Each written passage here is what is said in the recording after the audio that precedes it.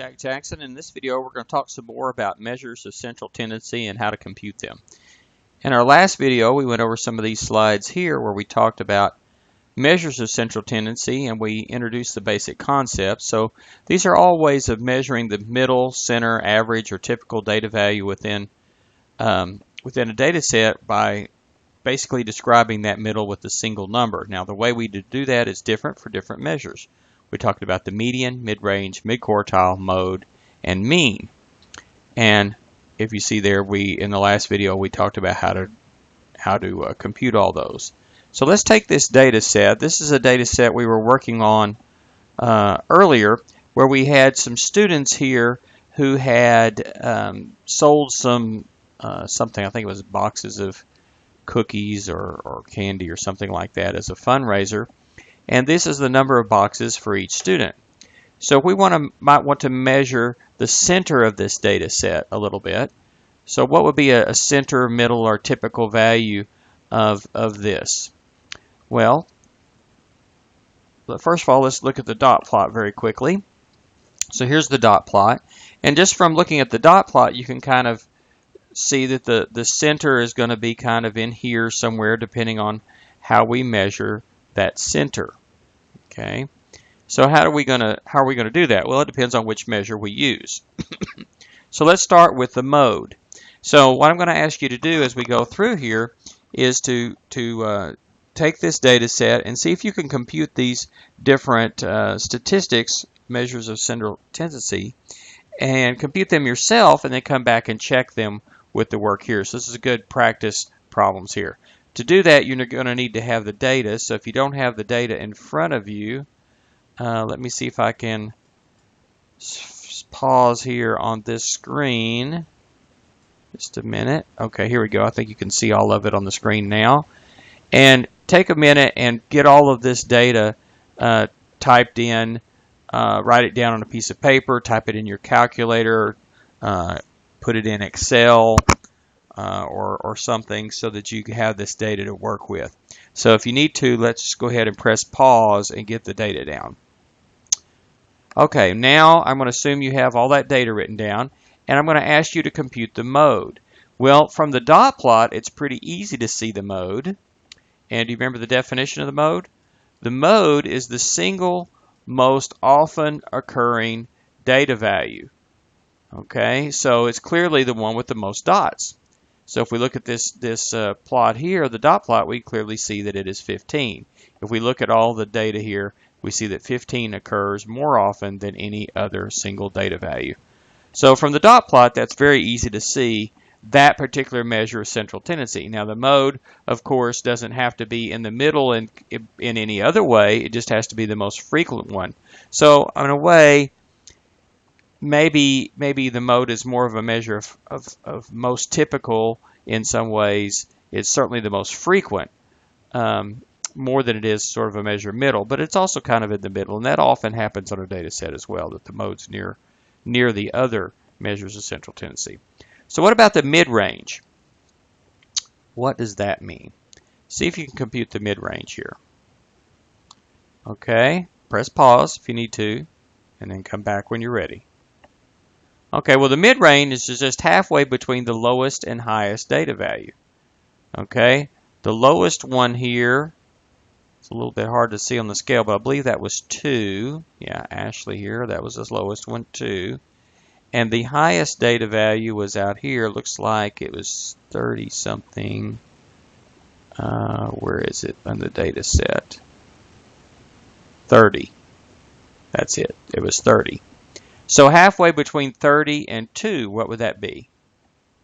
Well, you just add 2 and 30 to get 32. Divide by 2 is 16. So 16 is the mid-range.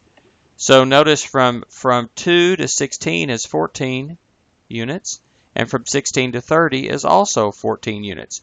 So that physical distance from here to here and from here to here is the same, and so that's the mid-range. It's the same distance from the highest to the mid-range as it is from the lowest to the mid-range. However, notice it does not necessarily divide the data in half. In this part, we clearly see that there's more data in the lower half, the more data below the mid-range than there is above the mid-range. Now the mean, see if you can compute that next. So the arithmetic mean, or mean, that's what most people typically think of when they say the word average. Go ahead and compute that for the data set. Okay, and so what would this be? This would be the total, if the total amount of candy sales were spread out evenly among all the students in the class, how many boxes would each student have sold, assuming the total sales were the same? So that's sort of the equal share amount, and that's one way to interpret the mean. It's the equal share amount. If we took these sales and spread them out equally among all the people that were selling, how much would each person sell? And to do that, what we do is we simply add up all of the amounts sold and divide by how many we have. So there were 44 students, and if you add up the total sales, you get 630 boxes of whatever it is, this is candy, that they're selling. And we're divide that by the 44 students. That works out to be, as a reduced fraction, 315 over 22, or is a mixed number, 14 and 7/22, or is a decimal, 14.318, 1818181818, with the 18 repeating. So on average, they would sell about 14.3 something boxes each, 14 and 7/22 boxes each.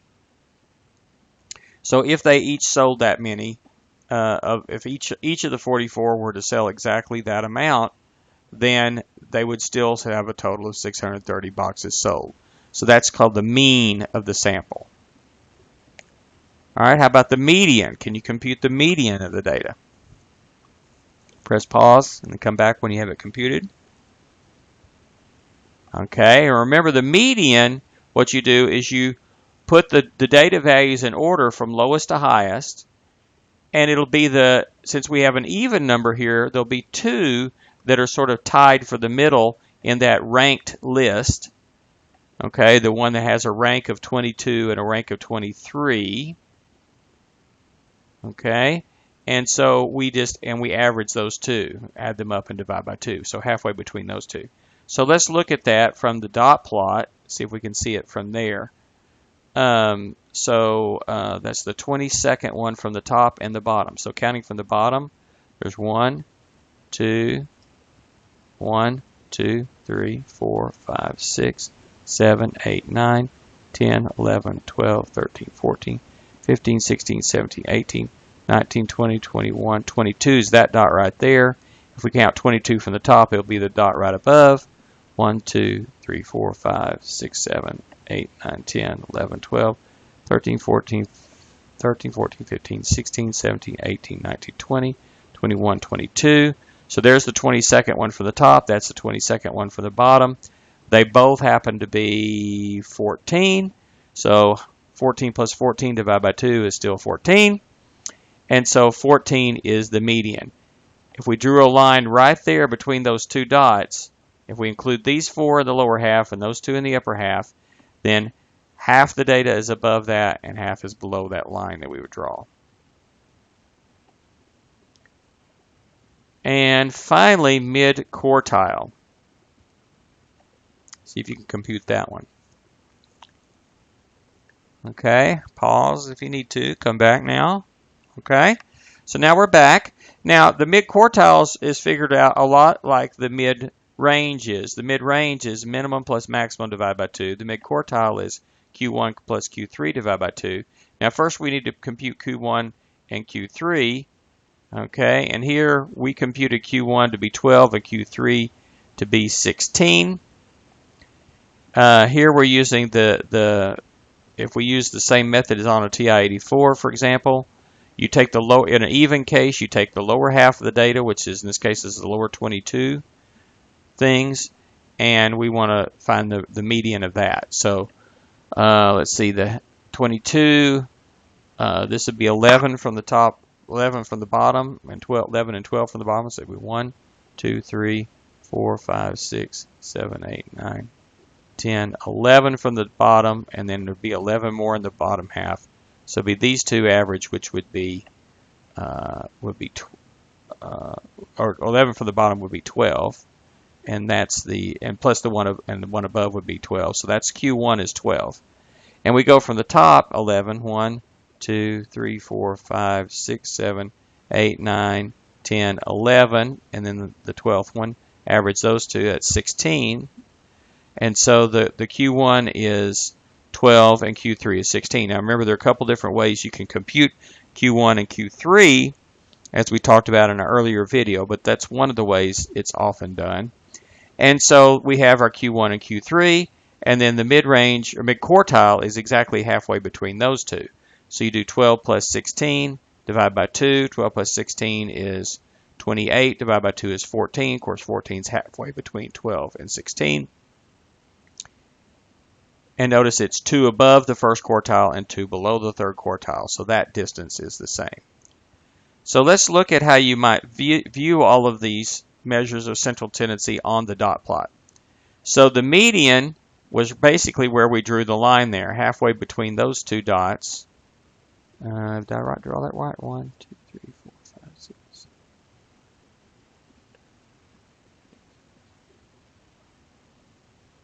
Yeah, it should be, let's see if I can move it. Should be between those two dots. Okay, but it's the same number either way. So that would give you 22 below it, 22 above it, if we count those two above and these 4 below.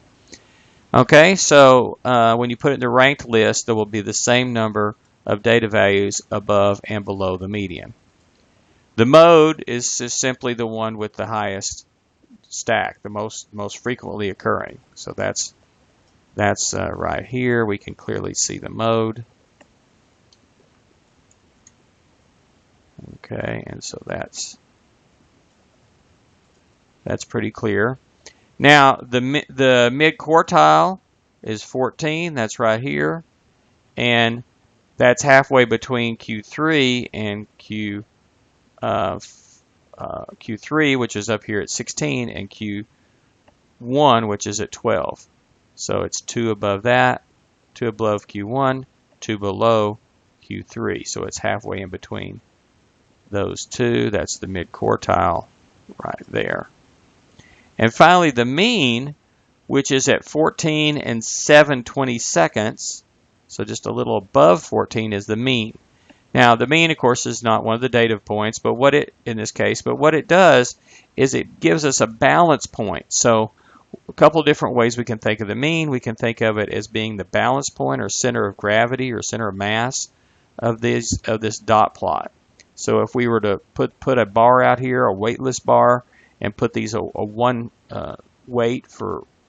same weight for each dot, then that would be the balance point, like a lever or a teeter totter. It would balance right there. Okay. Now this particular data set, if you notice, all of the measures of central tendency are very close, somewhere between 14 and 15. They're all 14 to 16 at least. Okay, so they're all right in here for the center.